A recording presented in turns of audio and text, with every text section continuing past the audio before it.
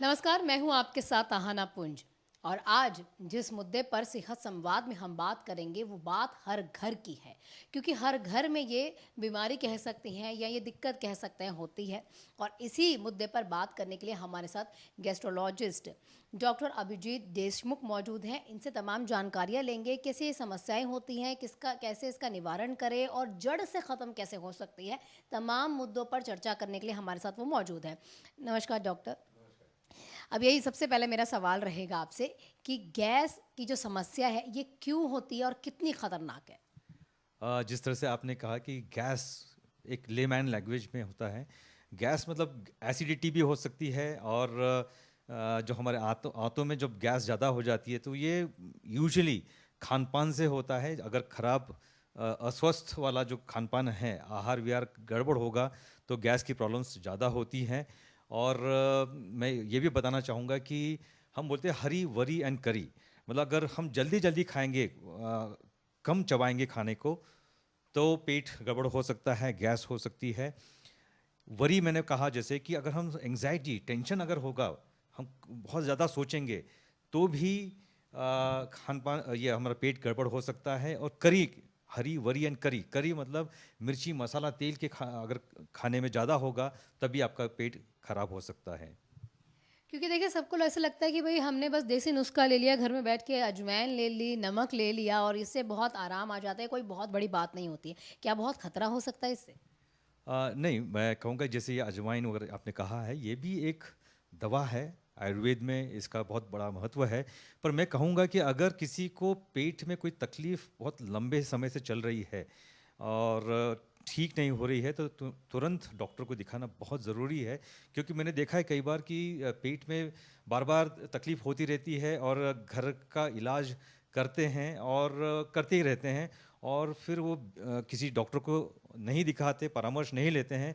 तो ऐसे में कई बार पेट की कुछ बीमारी है वो काफ़ी देर ऊपर तक बढ़ जाती है। तो ऐसे में मैं कहूँगा कि घर का इलाज बहुत अच्छा होता है, पर अगर पेट की तकलीफ लंबे समय तक चलती है तो हमें डॉक्टर से, चिकित्सक को दिखाना बहुत ज़रूरी है।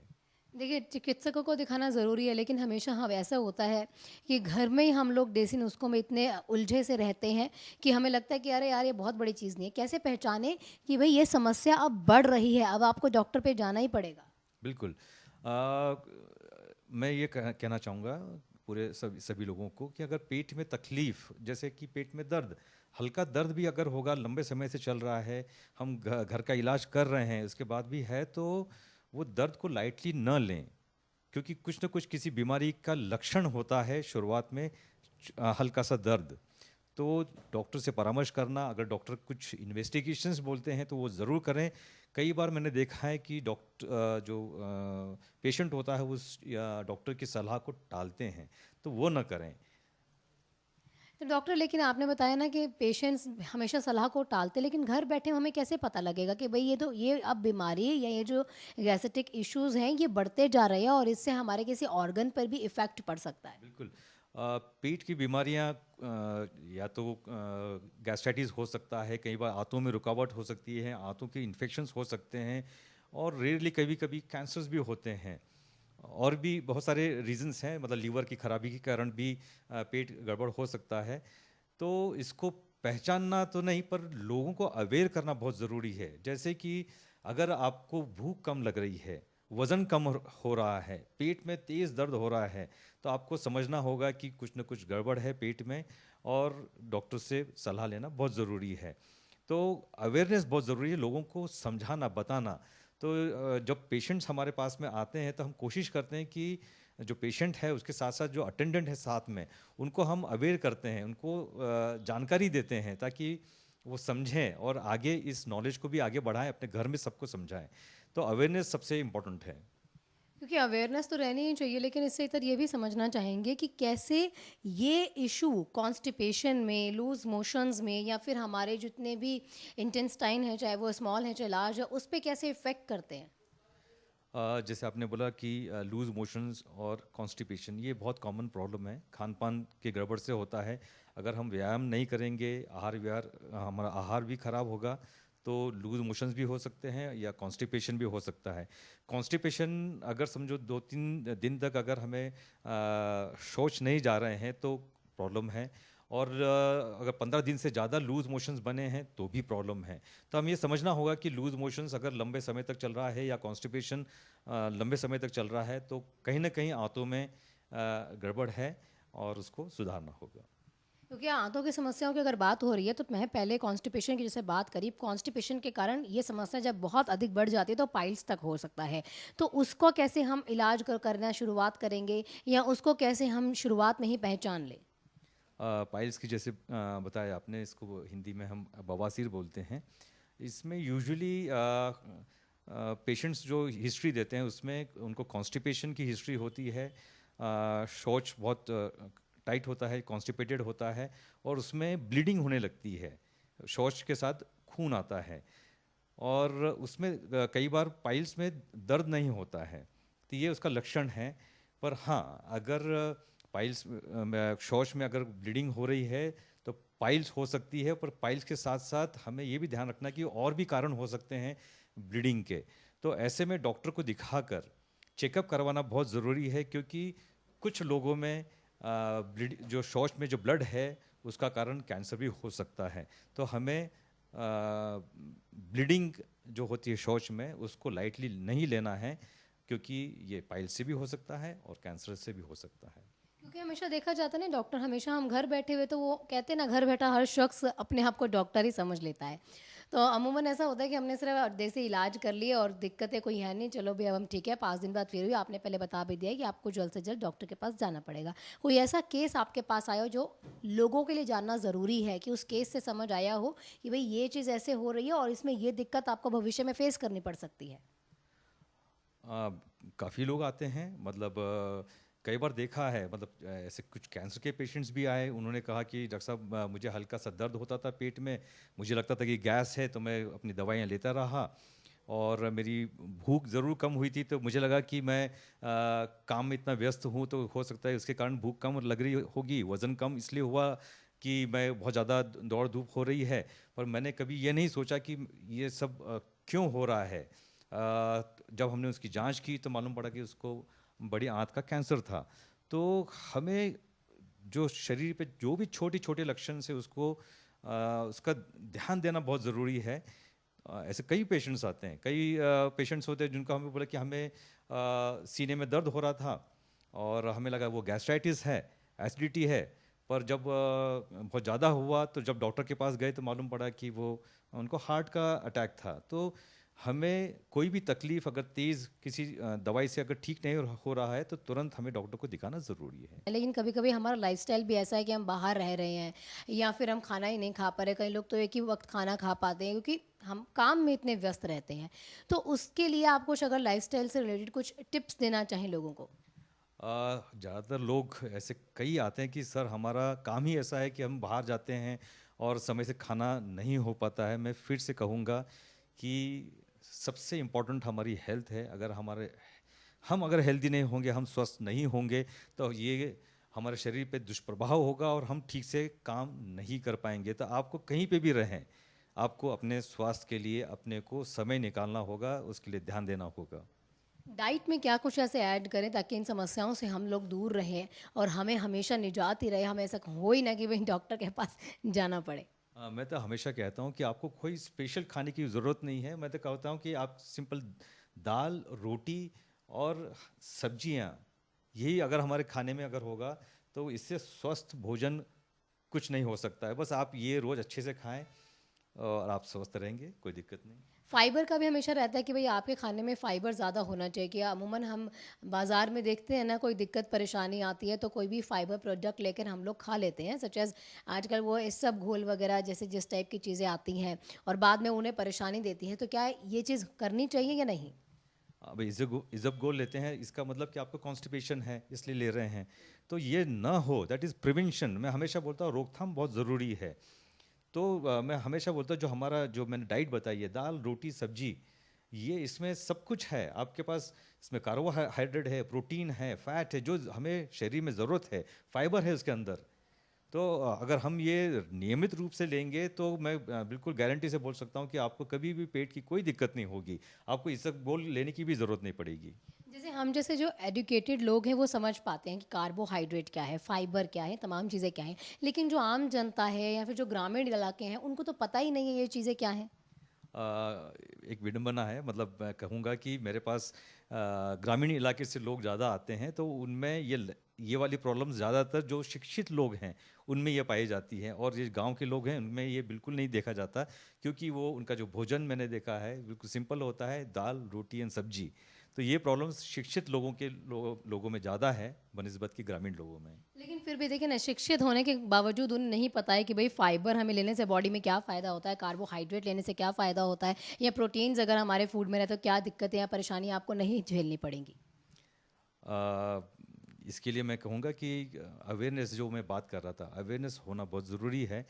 और इसके लिए मैं एज अ डॉक्टर, मतलब एक मेरे पेशे के साथ साथ हमारी टीम है बहुत बड़ी, और पूरे प्रदेश में, मध्य प्रदेश में हमने 30,000 वॉल्टियर्स ऐसे तैयार कर रहे हैं जो कि फर्स्ट एड के बारे में उनको ट्रेन कर रहे हैं, और सीपीआर कैसे देते हैं अगर किसी को कार्डियक अरेस्ट हो जाता है, कार्डियो रेस्पिरेटरी अरेस्ट होता है, तो उसको जान बचाने के लिए हम सीपीआर देते हैं, वो कैसे करना ये समझाते हैं उनको। हम प्रशिक्षण दिया है कि अर्ली साइंस ऑफ कैंसर्स, जो प्राथमिक लक्षण कैंसर्स की क्या होते हैं वो कैसे पहचानना, वो उसका भी प्रशिक्षण दिया है। साथ में हमारे भोजन में क्या क्या स्वस्थ जो आहार हम बोलते हैं वो क्या होता है उसके बारे में जानकारी देते हैं। ऐसी छोटी छोटी चीज़ों का प्रशिक्षण दिया है ताकि वो 30,000 वॉलंटियर्स पूरे प्रदेश में लोगों के बीच में जाकर अवेयर करेंगे, स्कूल्स में जाकर अवेयर करेंगे। ये हमने काम चालू किया है, और अभी तक 2,000 लोगों को प्रशिक्षण दिया है और लक्ष्य है 30,000 लोगों का। तो ऐसे हम अगर सब मिलकर अवेयर करेंगे, जानकारी देंगे, तो मुझे लगता है कि जानकार अगर होंगे तो हम ज़्यादा स्वस्थ रहेंगे। सर, ये तमाम सोशल वर्क्स के बारे में आप बात कर ही रहे हैं, तो सर कुछ ऐसे सोशल वर्क्स होंगे ना जो आपने किए होंगे और वो इम्प्लीमेंट भी हुए होंगे और कहीं न कहीं सरकार तक भी पहुँचे होंगे? बिल्कुल। मैं पूरे मध्य प्रदेश का जो भारतीय जनता पार्टी का चिकित्सा प्रकोष्ठ है उसका मैं अध्यक्ष हूँ, और हमारे कार्यकर्ता, चिकित्सा प्रकोष्ठ के कार्यकर्ता बस्तियों में, कॉलोनीज़ में कैंप्स लगाते थे, लोगों के बीच में जाते थे। तो हमने वहाँ पाया कि जो वृद्धजन हैं वो कहीं न कहीं अपने स्वास्थ्य को लेकर चिंतित भी रहते हैं और अपना ट्रीटमेंट ठीक से नहीं करवाते हैं। उसके कई कारण देखे गए, या तो पारिवारिक, सामाजिक, आर्थिक, सब तरह से हमने देखा। सरकार ने आयुष्मान भारत योजना लाकर काफ़ी गरीब लोगों को मदद की, मदद हो रही है। पर कुछ जो गरीबों से हट के भी अगर मध्यम वर्ग देखा जाए, या इवन जो श्रीमंत लोग हैं उनमें भी देखा गया है कि वृद्धजनों का ट्रीटमेंट कहीं ना कहीं अफेक्ट हो रहा था। तो हमने एक सुझाव दिया हमारे माननीय प्रधानमंत्री जी को कि क्यों ना 70 साल के ऊपर जो वृद्धजन हैं उनका इलाज निशुल्क हो। और बड़ी हर्ष की बात है, हमारे प्रधानमंत्री जी ने उसको स्वीकार किया, उस सजेशन को, और पूरे देश में ये लागू किया है। और अब पूरे देश में कोई भी 70 साल के ऊपर, 70 साल या उसके ऊपर वर्ष के ऊपर का कोई व्यक्ति होगा, उसका इलाज आयुष्मान भारत योजना के अंतर्गत निशुल्क होगा। ये बहुत बड़ी बात है। इससे हमारे देश के ऐसे 6 करोड़ के ऊपर लोग लाभान्वित हो गए और अपने स्वास्थ्य के लिए हक पाया है। क्योंकि बहुत बड़ी अचीवमेंट है सर, हमारे प्रधानमंत्री नरेंद्र मोदी जी ने, क्योंकि इसको एक्सेप्ट किया और हमारे बुज़ुर्गों के लिए काम भी करना शुरू किया और वह कहीं ना कहीं लाभ भी हो रहा है। हाँ सर, अब आजकल देखा जाता है चाय, कॉफ़ी, अल्कोहल, इस पे मैं आपका नज़रिया समझना चाहूँगी। बहुत ज़्यादा लड़कियां या फीमेल अगर कोई है जो चाय को या कॉफ़ी को ज़्यादा इंटेक करती है तो क्या समस्याएं होंगी, या पुरुष हैं तो भी क्या समस्याएं आती है, और बच्चे खासकर इन चीज़ों को कैसे अवॉइड करें? आपने चाय की बात की। चाय तो हमारे देश में मैं कहूँगा कि राष्ट्रीय पेय के रूप में है। ठीक है, सुबह शाम ले सकते हैं, पर कई लोग तो चाय इतनी पीते हैं कि उससे भी नुकसान होता है। जहाँ अति होगी तो वहाँ नुकसान होगा। तो चाय बिल्कुल अच्छी बात है, सुबह शाम लीजिए। कॉफ़ी भी आप ले सकते हैं, पर समय दिन में 2 बार लेंगे बेहतर होगा। जैसे फिर अल्कोहल व्यसन बहुत ख़राब है। इससे आपके परिवार पे तो बहुत ख़राब इफ़ेक्ट होता ही है, शरीर पे भी बहुत ख़राब इफ़ेक्ट होता है, कैंसर्स भी होते हैं, हेपेटाइटिस भी हो सकता है, पैंक्रियास भी हो सकता है। तो ये व्यसन बहुत डेंजरस है, सामाजिक दृष्टि से भी और स्वास्थ्य की दृष्टि से भी। लगातार हम डाइट की बात कर रहे हैं तो मैं ये भी समझना चाहूँगी, और आजकल हम देखते भी हैं ब्लैक कॉफ़ी बहुत मशहूर है। कहते हैं कि भाई ब्लैक कॉफ़ी ली तो लीवर, जो फैटी लीवर है उसकी समस्या नहीं होती है। ब्लैक कॉफ़ी ली तो आप बहुत एनर्जेटिक फ़ील करते हैं। ब्लैक कॉफ़ी अगर आपने ली तो वेट लूज़ हो जाता है। क्या ये जो इस तरह के मिथ्स हैं, क्या ये सच है? ब्लैक कॉफ़ी मतलब दूध के बिना, है ना? तो दूध हम उसमें यूज़ करते हैं, तो दूध में जो फैट होता है उसके कारण कई बार जो वेट बढ़ना ये सब चीज़ें होती है, तो वो दूध हम अवॉइड कर रहे हैं, इसलिए वो ब्लैक कॉफ़ी हो गया है। तो अगर लो फैट वाला दूध होगा तो भी हम उसको कॉफ़ी में यूज़ कर सकते हैं। तो ब्लैक कॉफ़ी मतलब बिना दूध के, तो दूध में जो अगर फैट ज़्यादा होगा तो वेट बढ़ेगा, यही है बस एक रीज़न है। तो क्या ब्लैक कॉफ़ी कितनी मैक्सिमम ले लेनी चाहिए? कई लोगों को तो मैंने देखा है, वन ऑफ माय नोन, वो ब्लैक कॉफ़ी का पाउच ऐसे माउथ में रखा और ऐसे उसके ऊपर पानी पी गए जैसे दवाई खा रहे हो। कई लोगों ऐसे भी इतने एडिक्टेड भी हैं। मैंने क्या कहा कि जहाँ अति होगी वहाँ नुकसान होगा। आप दिन में 2 बार लीजिए, काफ़ी है रहेंगे। क्योंकि आपने ये टिप्स दे दी बड़े लोगों के लिए कि इस तरह का खाना आपको करना है, आराम से करना है, तमाम चीज़ें करनी है, सब मानते हैं। कई अभिभावक होते हैं जो अपने बच्चों के लिए बहुत लीनिएंट दिखाई देते हैं, क्योंकि पेरेंट्स का ही रहता है ना, बस बच्चे ने अगर चॉकलेट मांगी तो खिला दी, बाहर की ये चीज़ मांगी तो खिला दी। उनके लिए अगर आप कोई टिप देना चाहें? बिल्कुल, पेरेंटिंग जिसको बोलते हैं ये बहुत इम्पोर्टेंट है। हमने देखा है कि कई बार हम एज अ पेरेंट्स हम खुद गलती कर जाते हैं कि अगर बच्चा जिद पर आ जाता है तो हम उसको जो मांगता है वो दे देते हैं। हमें उनको सिखाना होगा, उनको जानकारी देनी होगी, एग्जाम्पल्स देने होंगे, और खुद को रोल मॉडल बनना बहुत ज़रूरी है। अगर हम खुद नहीं अगर ध्यान दे रहे हैं, हम अगर व्यसन कर रहे हैं, हम खान पान का ध्यान नहीं दे रहे हैं, तो बच्चे ऑब्जर्व करते हैं, वो देखते हैं आपको, और आपको लगता होगा कि उनको ध्यान नहीं है, पर मैं कहता हूँ कि चाहे कितना भी छोटा बच्चा होगा, वो ऑब्जर्व करते हैं, उनके दिमाग में वो इम्प्रिंट हो जाता है कि आप क्या गलत कर रहे हैं, और वो वही सीखते हैं। तो अगर उन बच्चों को सिखाना होगा तो आपको खुद रोल मॉडल बनना होगा, अच्छी चीज़ें आपको खुद को एज अ पेरेंट्स उसको अपने लाइफ में लाना होगा। देखिए डॉक्टर, अब तमाम चीज़ें तो हो गई, हमें कैसे केयर करनी है, प्रिवेंशन कैसे करनी है। अगर अब कोई समस्या से ग्रसित है तो इलाज कैसे करना है? मैंने फिर से कहूँगा कि अगर आपको तकलीफ़ अगर कोई है पेट से संबंधित, खासतौर से क्योंकि मैं गैस्ट्रो सर्जन हूँ, तो आपको डॉक्टर्स के पास जाकर जो परामर्श देते हैं उसके अनुसार चलना होगा। क्योंकि मैं रिपीट करूंगा कि कई बार डॉक्टर्स, अगर फॉर एग्जांपल एक सिंपल एग्जांपल बता रहा हूँ कि गॉल बटर स्टोन्स, पित्ताशय में पथरी, तो जैसे डायग्नोस होता है तो कई बार मतलब सर्जन जैसे बोलते हैं कि इसकी ऑपरेशन करना बहुत ज़रूरी है, इसका कोई और इलाज नहीं है, पर वो पेशेंट्स टाल जाते हैं, और उसके कारण कई कॉम्प्लिकेशंस होते हैं, और कई बार तो मैंने देखा है कि कैंसर्स भी हो जाते हैं। तो अगर डॉक्टर ने सर्जरी का बोला है तो आपको उसका ऑपरेशन करवाना बहुत ज़रूरी है। अगर कुछ दवाइयाँ दी हैं तो उसका डोज जो भी दिया है उसको लेना बहुत ज़रूरी है।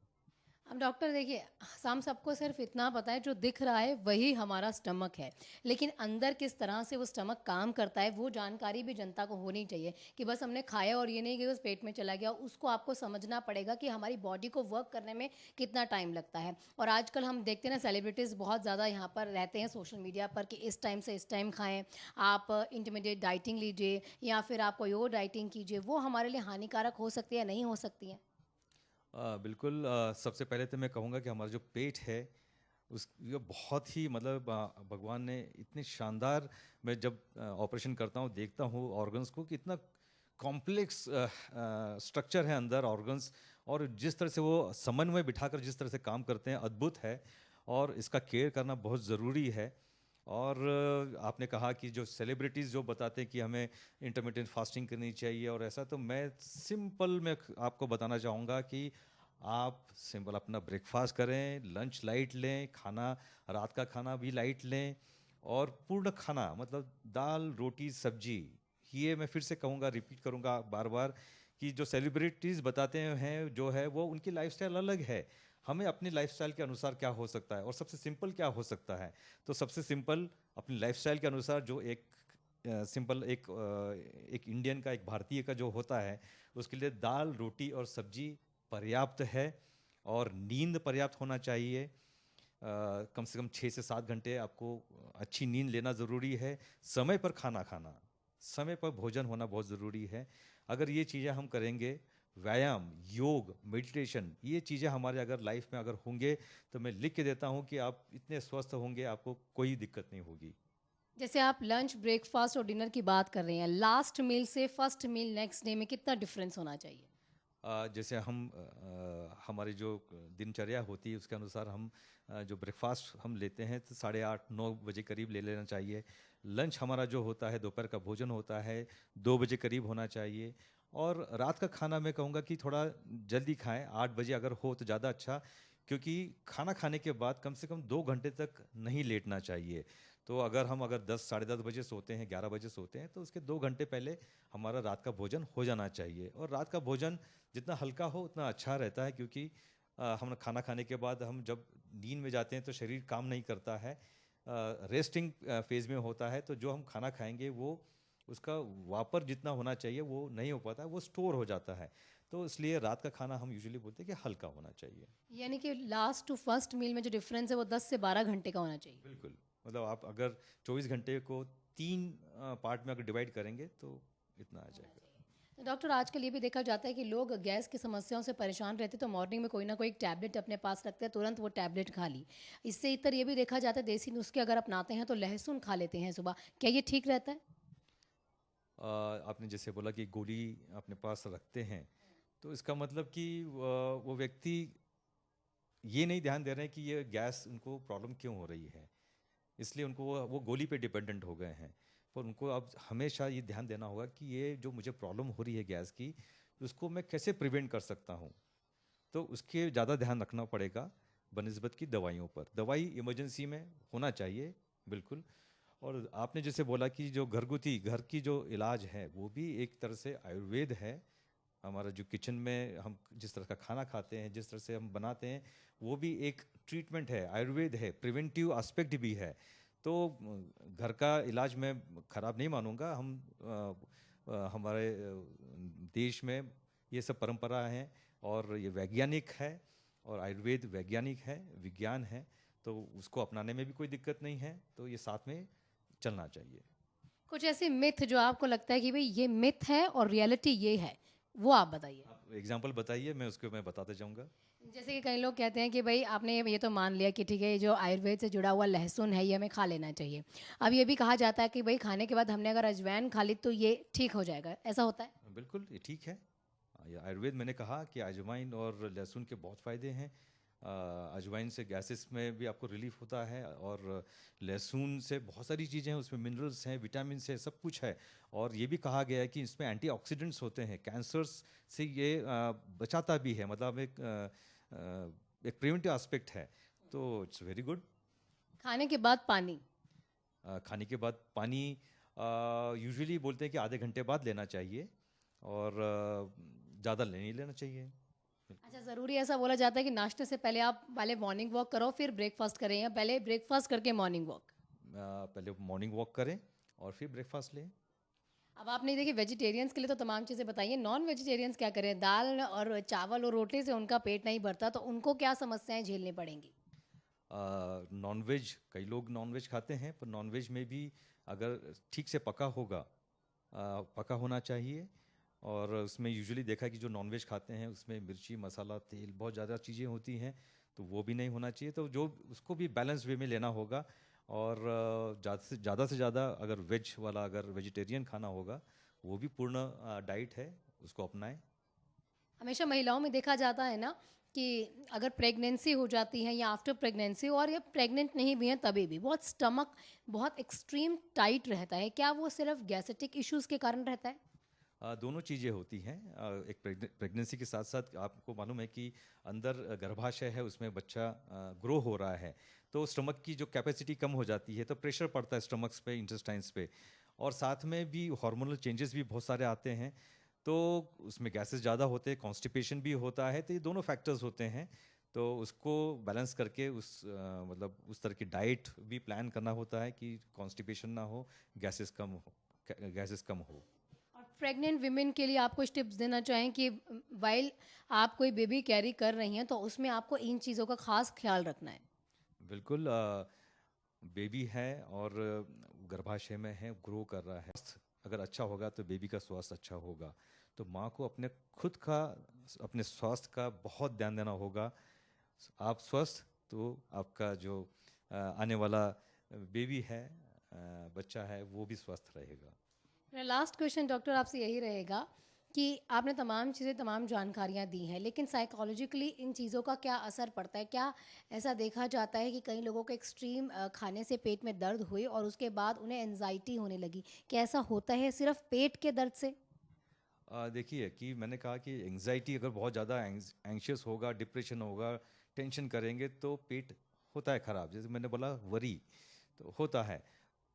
पर मैंने ये भी देखा है कि कई बार कुछ लोगों को अगर थोड़ी सी भी कोई दिक्कत होती है पेट में तो वो इतना टेंशन करते हैं कि मतलब ओवर कॉन्शियस हो जाते हैं, ओवर टेंस्ड हो जाते हैं। तो उसके कारण और ज़्यादा पेट गड़बड़ होता है, तो एक साइकिल बन जाता है। तो हमें उस साइकिल को ब्रेक करना बहुत ज़रूरी है। तो सबसे आसान तरीका मैं बोलूँगा स्ट्रेस ख़त्म करना है तो योग कीजिए, मेडिटेट कीजिए और ध्यान लगाइए। तो ये थे हमारे साथ डॉक्टर अभिजीत देशमुख। इन्होंने तमाम चीज़ें बता दी हैं भाई, किस तरह से आपको अपना लाइफ़स्टाइल रखना है और कैसे अपने दिनचर्या में चेंजेस ला के, अपने खान-पान में चेंजेस ला के आप जितनी भी बीमारियों से ग्रसित हैं, उसको दूर कर सकते हैं। इसके साथ कई ऐसी मिथ हैं जो भ्रांतियाँ फैलाती हैं, कहते हैं ना हमारे बीच, उनको भी दूर करना है और अपना ख़ास ख़्याल भी रखना है।